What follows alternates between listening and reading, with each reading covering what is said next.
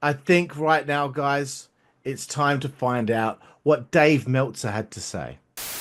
That's right, it's time to find out what did Dave Meltzer say. Well, you know what? I mean, I'd have to give that five stars. Rumor has it that Mabel is going to be the third guy. And this is what he had to say on September 16th in The Observer. First paragraph. The biggest thing this week was WF claiming that Razor and Diesel were returning to the company in a desperate attempt to get ratings and generate calls to their 900 number. But it didn't work, and once again, WWF lost the ratings battle to WCW, and in the process, the stupid angle completely overshadowed all the hype and build for their upcoming pay-per-view. As for WCW, they threw another hotshot angle at the wall with the fake Sting character. That angle led to fans changing their channel en masse, and ratings for the rest of the show plummeted. But they still managed to beat Raw for the night. Dave basically thinks both companies, but especially Eric Bischoff, enjoys trying to swerve fans with surprises and then going on the internet the next day to read all the feedback and congratulate himself over how clever he is. Kev, thoughts? I'm starting to notice that he's definitely something's happened or something to do with Bischoff that he doesn't like him now. He's getting pissed off with it. He's got pissed off with him, and now it's something's happened where I don't know, something behind the scenes, or they maybe have had some sort of there's something definitely happened where now he doesn't like Bischoff and he's really wanting to shit on whatever he's doing.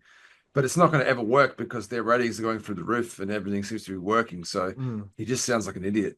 But yeah, I definitely can tell there's some sort of bias here. Now he's not liking Bischoff, and he's definitely trying to shit on what they're doing by saying hot shotting this to Sting. So, didn't they say something about the Giant? Like they said, like it was a hot shot. It was a last minute decision. They just sort of yeah, okay, we see what's going on. Because they hadn't signed the British Bulldog, who was, Blade.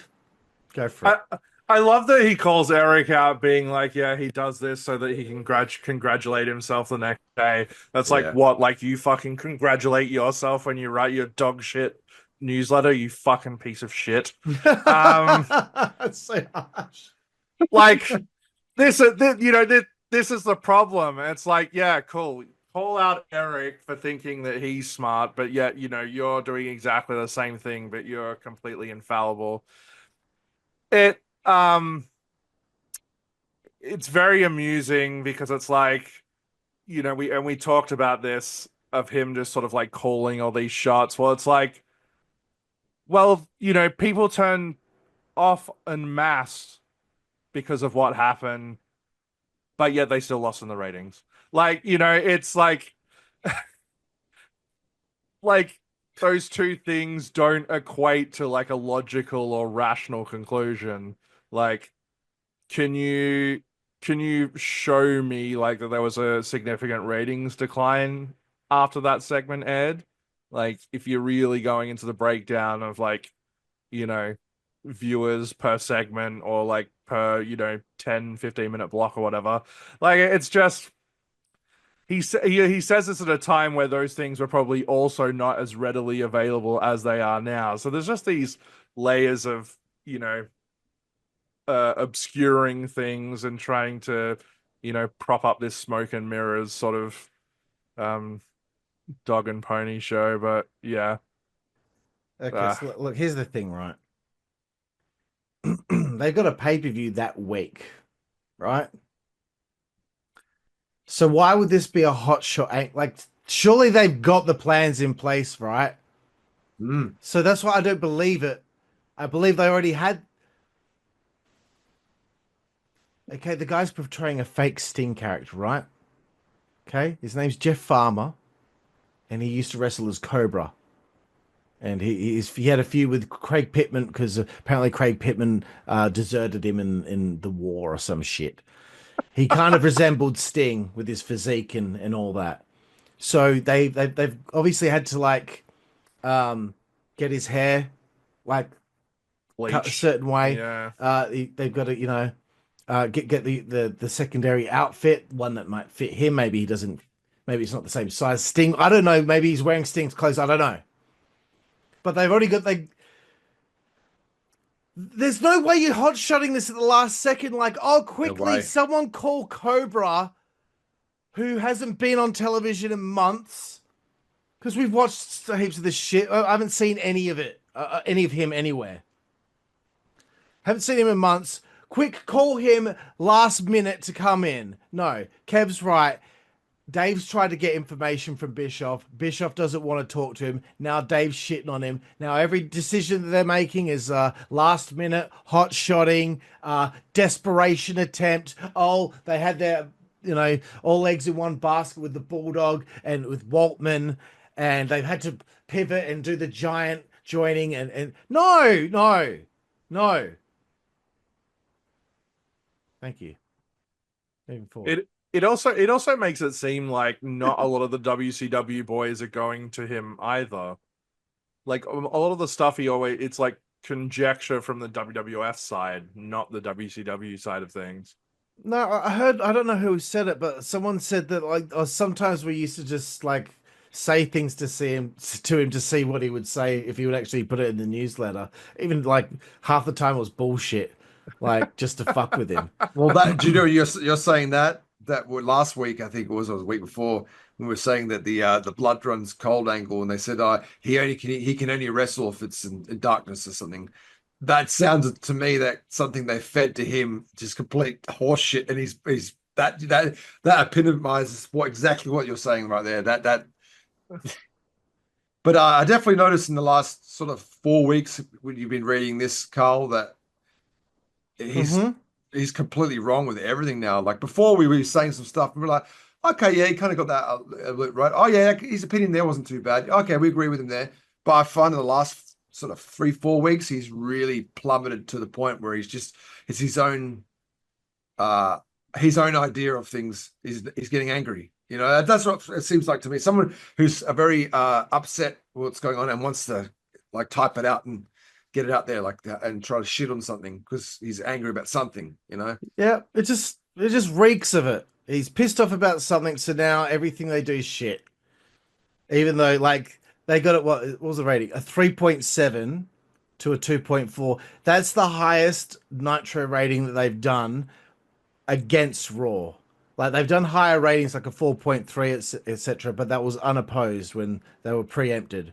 So that they still did the highest Nitro rating ever against Raw that was on the same night. So ratings plummeted. Blade, you watched the moment. You were like, that was the turning point in the show for me. You were really interested in what was going to happen after that. Ratings plummeted. You fucking liar. Let's move forward. Ric Flair's WCW contract expires in November, and he's making it known that he's still unhappy with how things are going, particularly the Horsemen being made to look like NWO's bitches every week.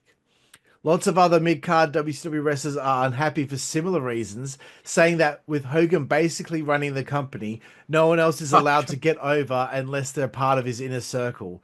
But Hogan is signed to WCW through 1998, so that won't be changing anytime soon. Oh my God. Wow. Blade.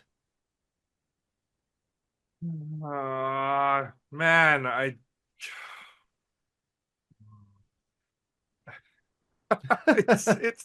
don't like, I'm starting to run out of like ways to sort of like even rationalize it. Like Kev's right. At the beginning when we started reading these, it was like you could make, even if it was a stretch, you could still make some leap in logic towards a conclusion, right? Like Luger potentially being the third man, or being the original plan. Sure.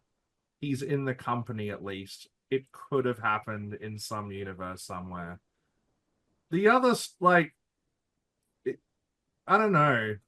Is Dave suffering from like a psychotic break? Am I suffering from a psychotic break? I just, this is it. Truly, like, this stuff is starting to get pretty long in the tooth. He hates Hogan. Yeah. It's always Hogan's fault.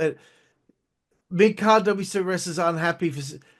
Why would they be unhappy? They're doing the highest ratings ever. They're pulling in the most money that they ever have. Why would they be unhappy? They're not beating up the mid card guys. They're only beating up the fucking Horsemen and the fucking Dungeon of Doom or whatever. Like, why would they be similar reasons saying that Hogan is running the company? No, he's not. Kevin Sullivan's booking. Kev, do you have anything to follow up?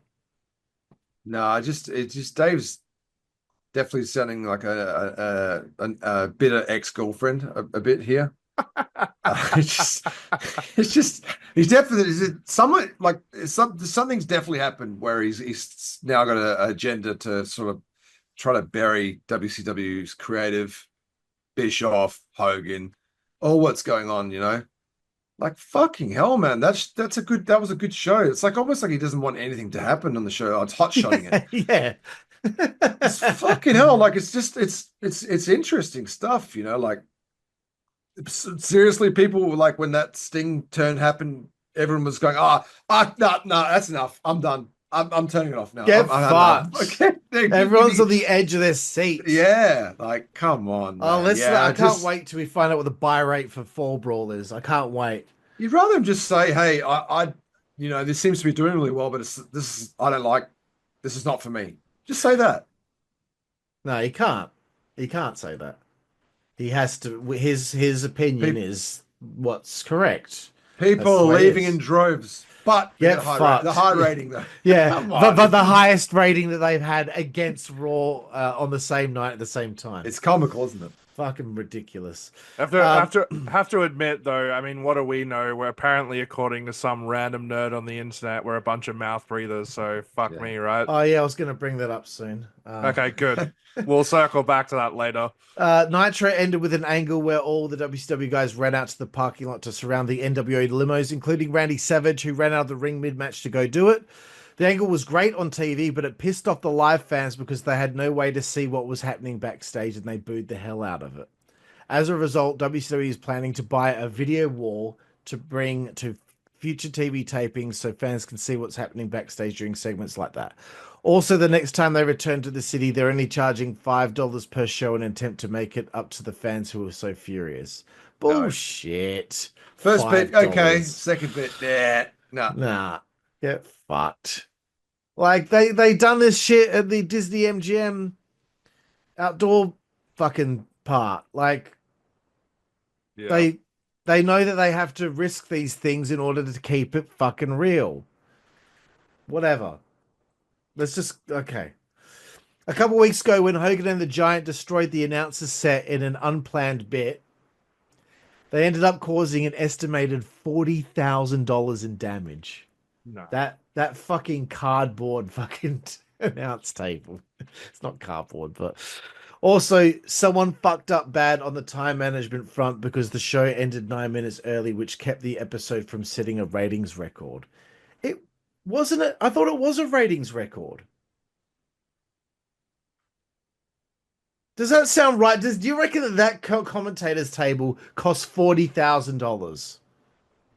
Kev? No, I think it was $44,000. I think he's got that wrong. What is he talking? What is he talking about? $40,000. Come on! Like God, they just can't get anything right. They're fucking everything up. It's an unplanned segment. I wish I could be as good as WCW, just doing shit in the fly. Like they're just nailing everything. Wow, you know, if they're doing this on the fly, fuck, like wow, it's fucking insane. And yeah, the September 2nd Nitro did a 4.3 unopposed.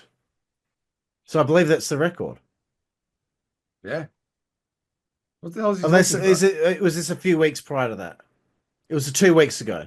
Okay, so that was a 4.2. So at the time, a few weeks ago, the 4.2 was the highest rating they ever done. The following week, they did it a 4.3. So he's just talking out of his ass.